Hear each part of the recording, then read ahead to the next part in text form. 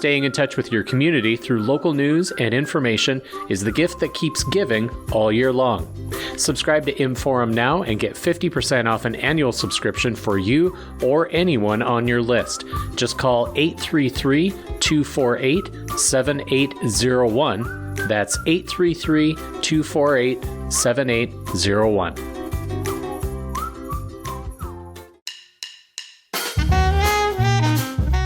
The Bachelors and Benedicts Dance Club formed in Fargo in 1898, in part to help single men find women to marry. Then, the traitors were invited. Hi, this is Tracy Briggs, and welcome to Back Then. When I first heard about how Fargo's Bachelors and Benedicts Dance Club rang in the new year in the early part of the 20th century, those decadent, over-the-top wild party scenes from 2013's The Great Gatsby came to mind. My guess is Fargo's parties probably weren't quite that raucous, Midwestern sensibilities and all. But frankly, we just don't know.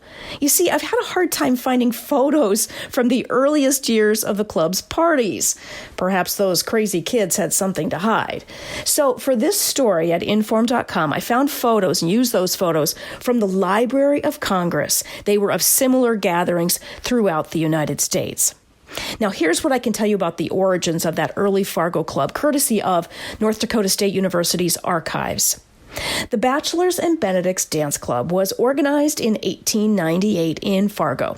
The club held formal dinner dances for many years in the ballroom of the Waldorf Hotel in Fargo, then the most sumptuous hotel in the city.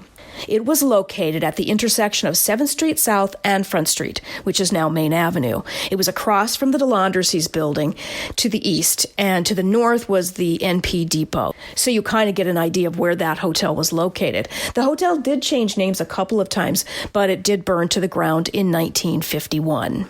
Now, according to those documents in the NDSU archives, the members of the organization were all men who could invite female partners to their evenings. The original purpose was to enable single men to meet single ladies, so the original couples were unmarried. So that's where the bachelor part of the name comes from. But what about the Benedicts part? Well, this is kind of funny. It turns out members who got married weren't kicked out of the club. Where's the fun in that? Rather, they were given a new name in jest, Benedicts, after famous traitor Benedict Arnold. The thought was that because the men had broken their vow of bachelorhood by getting married, they were traitors to the brotherhood. According to the NDSU documents, in the early years, the couples arrived in horse-drawn carriages, the ladies in elegant gowns, the gentlemen in white ties, tailcoats, silk hats, and white gloves. Dancing would continue until 2 or 3 o'clock in the morning, followed by breakfast. Several dances were held during the year. More recently, there's been a few formal gourmet several-course dinners instead of that morning breakfast, followed by an evening of cotillion dancing in which partners traded off according to a color-coded system. In later years, the club's events were held only once or twice a year, a fall cocktail party maybe, and a formal New Year's Eve dinner and dance. NDSU's archives stores records of the club from 1964 to 1998.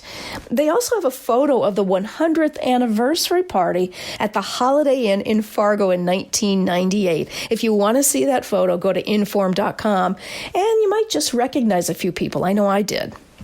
So this New Year's Eve, while it's awfully tempting to stay in your sweatpants eating nacho cheese Doritos with your cat while watching Anderson Cooper and Andy Cohen get drunk in Times Square, maybe you should think about pivoting. Channel some of those Bachelors, Benedicts, and their dates and ring in 2023 in splendid style, the way they did. Throw a big, glamorous party. You can leave the horse-drawn carriages at home. But do me a favor. Take photos so a reporter 100 years from now can write about you. Thanks for joining me on Back Then. I hope you come back next week. Get reliable and accurate local news with Inform.com. Inform.com is your trusted local news source with journalists dedicated to keeping you informed about what's happening in your community. Visit Inform.com now.